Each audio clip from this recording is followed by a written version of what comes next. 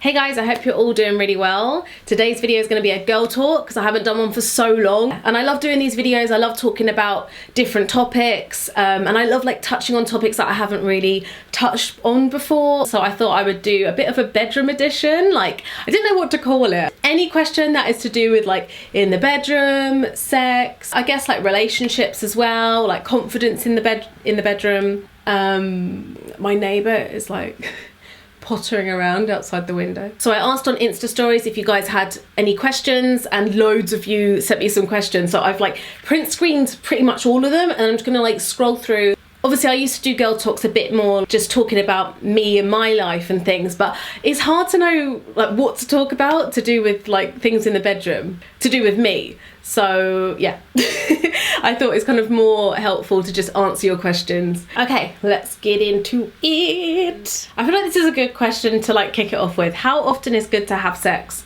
It's different for everyone, I guess. Like for me, if it's not at least a few times a week, then I'm like, So I don't know, it really depends on like your sex drive, your partner's sex drive, which is something you probably get to know the first few months to a year of knowing them and being with them. Obviously it's natural for both your sex drives to be like higher at the beginning of a relationship, but yeah, I don't know, I guess it's just whatever works best for you. Like I feel like every day would be a bit overkill and it'll be like ugh.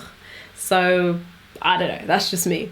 And a question that I've got a lot actually is, how was sex after the baby? Did it hurt? Were you excited or scared for anything to go back down there? So for me, we waited quite a few weeks because I feel like I think you're supposed to wait about 6 weeks or something anyway. And I think I've said it before in another video, but I mean, just after having a baby, you're not like, I feel like you're not really in the mood anyway. Like that's not really the first thing on your mind. Like you're just trying to sleep and you're both trying to survive, unless you're like a nymphomaniac maybe, I don't know. But it's kind of good as well because like you're not even thinking about it, and then in that same time you're like healing and like fixing up down there as well. So it all kind of works out. It was okay, like it wasn't a big thing. It was nice to be like intimate again, and for it to not feel weird, and it, you know, feels normal again. I feel like I like went back to normal quite quickly as well down there. But maybe that's to do with my age because I'm not really, I don't know, I'm still quite young. I wasn't really worried about what he thought about everything. I don't know, I just obviously feel really comfortable with him, and I don't know, a lot of it I guess is like trust and respect, and you expect your partner to know that you've just had a baby. I think a lot of people ask how it is with like feeling sexy again after having a baby, and I think it might take a little while. Like it's probably different for everyone. For me especially, as soon as I could start like working out at the gym again and like getting a bit of like body confidence back, then the sexual confidence came back with it. I mean, if you're like me and you enjoy working out, then it might work like that for you as well. I thought this was a good question. How do you handle intimacy during the monthly when you're on your period? I don't know, I'm just obviously like not in the mood. Like if I'm like just before coming on and on my period, I'm just not really in the mood. So yeah. And he can tell, and usually I'm quite moody as well in general. And I get like, recently I get annoyed because it's really hard. It's hard for me anyway to feel sexy when I'm on my period, and then I get annoyed that I don't feel hot and I don't feel sexy. Like sometimes I do, but generally I don't really. So I don't know, like last few months for me that has been a bit of a thing, but it's kind of normal. Like it's not the sexiest thing that you have to do every month, you know. So as a woman, I think it's fine for you to be like, I'm not in the mood. Like you're allowed to say that. If you don't want to do it, you don't have to do it, and you shouldn't feel pressurized. This is a really good question because it's something I think I've definitely struggled with, and I feel like a lot of girls have. How can you feel sexy, especially when you don't have the best relationship with your body? This can be so hard, and I feel like when you're struggling with body image, it affects so many different aspects of your life. Like, don't be too hard on yourself. Like if you're not feeling great about your body, don't expect yourself to suddenly feel like really sexual in the bedroom, and don't think that your partner should expect you to suddenly like switch on and be like this ultra sexy fox in bed. Because if you're not feeling good but like within yourself, then obviously that's not just going to come out. You can't just switch it on like that. Well, I guess the question's not really about your partner, but your partner should be aware of that and just like talk to them about why you're not feeling very sexy at the moment. find the things that kind of stimulate you and that turn you on. And obviously that just helps you get in the mood. And obviously you could wear new things, wear like sexy lingerie, or it could be wearing like a really cropped t-shirt with no bra underneath, and just, it doesn't have to be like the typical sexy sort of thing to wear. So find the things that make you feel really on. Like not necessarily, not even maybe turned on, but when make you feel on, like certain things that you wear like during the day that boost your confidence. Anything that also makes the most out of the parts of your body that you really like if you've got a good bum, if you've got really good boobs, legs. For me anyway, I find that once I'm in the zone, you don't really think about your body as much. Like I used to be so self-conscious about like my belly, and like there were so many positions that I wouldn't really want to do because I was thinking that he's just looking at, because I feel like porn gives you such unrealistic expectations of what your body should be like and standards for what you think your body should look like during sex, which is something I've like realized over time. It's kind of freeing when you realize that you don't have to have this washboard abs. So I used to feel like it was so shameful to have like a little roll or something, you know, like within certain positions, and that would make me look ugly. But men do not care. Like if they're getting to have sex with you, they do not. I've never ever had a guy be like, ugh, you know, like a body part of mine. I feel like women are so, it's like we think of something about ourselves that we think we don't like, and then we put so much like energy into that, whereas men don't. So it's like, and men don't have to bloody do that. So it's like, if your guy doesn't have to do that and isn't thinking about his body during sex, then why should you? Just like get on with it and enjoy it. What was your biggest insecurity and how did you overcome it? This is a good question, I feel like, and it's weird to like talk about it because it's such like a personal thing. An insecurity I had for years was being on top, and because I used to think that, I don't know, I just used to think that it must be such an unflattering angle, and I thought that men would be put off by like looking at me from that angle, because obviously it's like the way that I always picture them looking at me is that I look like this. I don't really know where it came from. I just thought that I must look disgusting like while I'm on top, which is so stupid, and I've like never obviously had any guy say anything about it. It was just all in my head. I think alongside that as well, I just thought I wasn't good in that position, and yeah, so I just had a bit of low self-esteem around that position. Over time, I just stopped caring about how I look in that angle. I don't care. Does it sound weird to say like I practiced? And yeah. You kind of just find out what works for you. If you totally don't like a position, that's fine. Like no one's forcing you to do it. But if there is a way that you can enjoy that position for you, then find what works for you. Especially in the first few years of having sex, probably from, I don't know, just how sex used to be or has been talked about over the years. I always saw it as a way of like pleasing him, which it was so, I'm just so glad I'm out of that mentality. Like I feel like it used to be, I used to always just think like how does this feel for him? And I don't know, I just never thought of it for me, which is so, which maybe is like an age thing and a time thing. And then now more so I definitely make sure it's good for me as well. Is this video gonna get like flagged? I don't know. But I think that is important for women, especially of this generation. And I just feel like for a long time it hasn't been about women in the bedroom, and it's like we need to reclaim it because we are all like sexual goddesses. But you know what sometimes I think about, if anyone's seen American Gods, it hasn't been on for ages now, but I used to watch it when it was on, and there was a goddess, and she was like can't remember her official title, but she was like the goddess of sex, or like the sexual energy. And there was like a backstory on how it used to be like men used to worship women and like the female god, and then over time that kind of got destroyed. And I just feel like it like a part of it is kind of true, or it feels like it's true.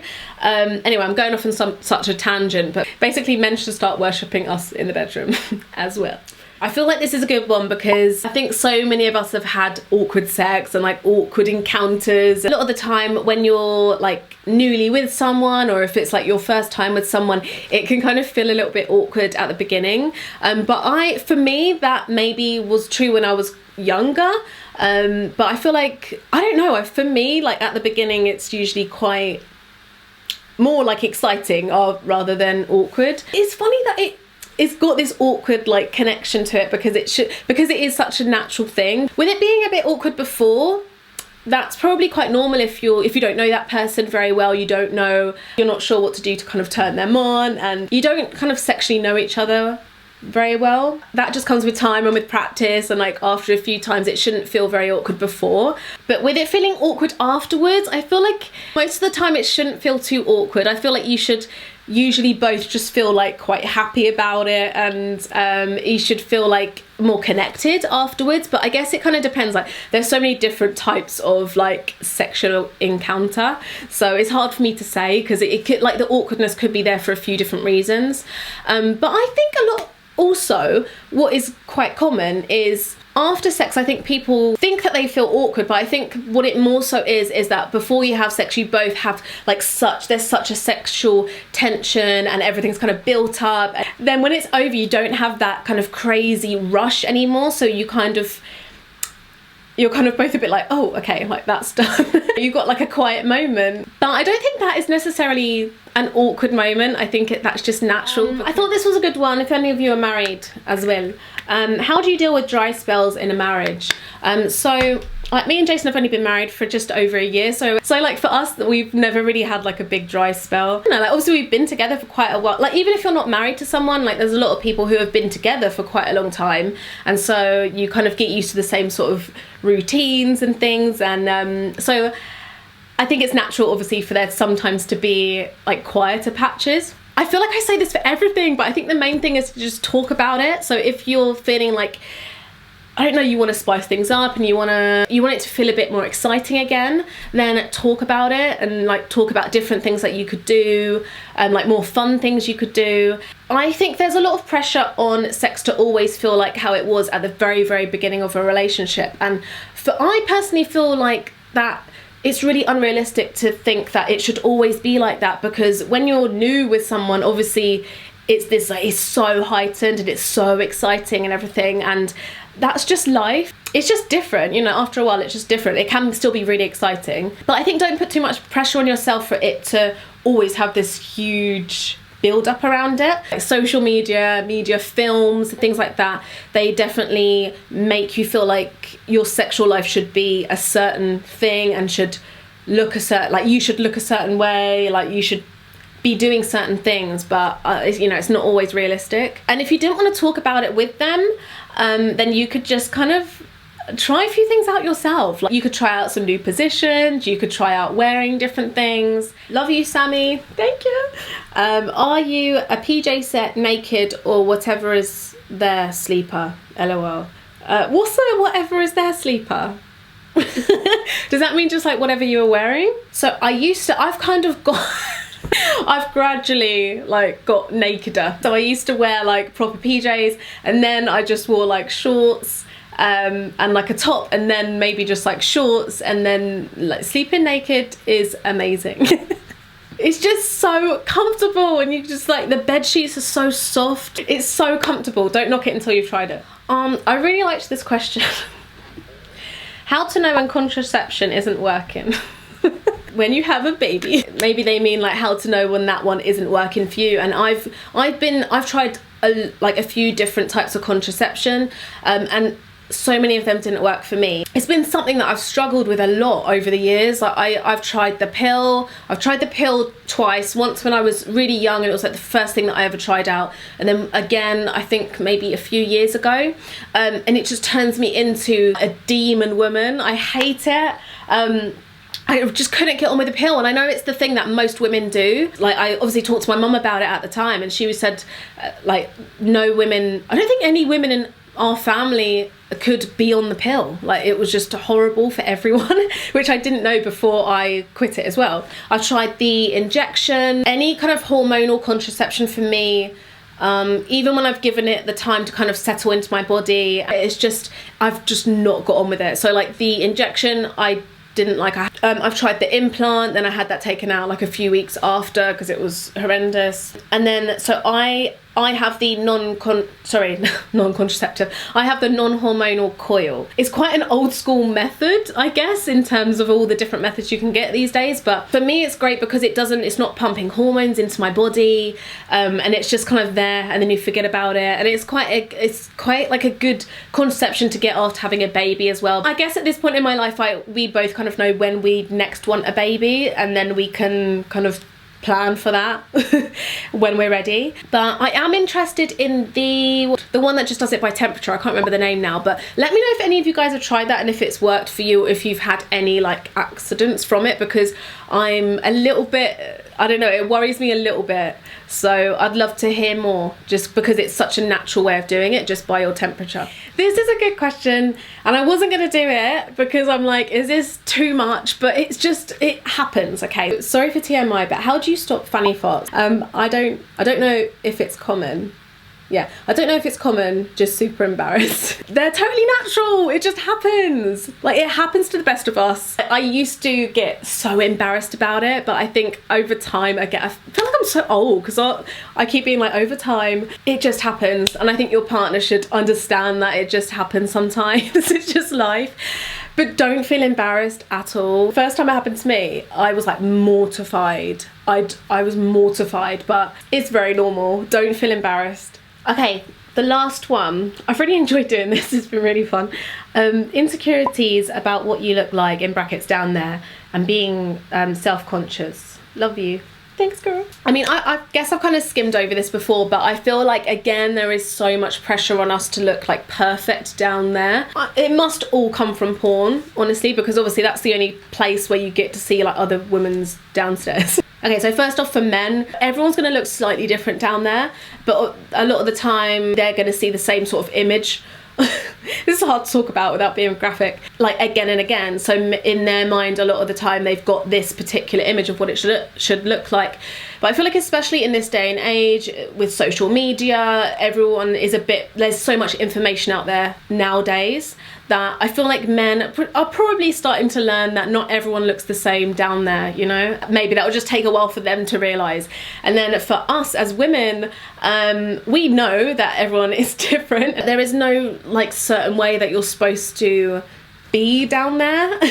As long as you're healthy, that is all that matters. Like, no one should make you feel insecure about that. And if someone is ever making you feel insecure about that, get rid of them. Like, you don't need that in your life, and it's all based off of nonsense anyway. In the same way that we feel like our faces should look a certain way, and we should have a flat stomach and, like, you know, a big bum, it's like the same way that we probably feel that we should look a certain way down there as well, which we all know, like, it for the other parts of us is just society and it's just pressure. It's the same thing for down there. Like, at the end of the day, you want to be with someone who just loves every part of you. Honestly, like, as women, we've got enough to be worrying about, so don't make that another thing to be worrying about. So yeah, that's my video. I hope you guys liked this. I am so up for doing another one, actually, because this was really interesting to like talk about, and a lot of it is nice to like kind of get off your chest and just talk about openly. I hope that has been helpful. If you want me to do another one, please let me know down below. Maybe I could do it with someone else. That'd be really fun. And in case you guys are wondering, my earrings are from Regal Rose. They're these cute crosses. I hope you're all doing really well. Thanks so much for watching. Give the video a like if you liked it, and let me know what else you'd like me to do a girl talk video on as well. And I'll see you in the next one. Bye.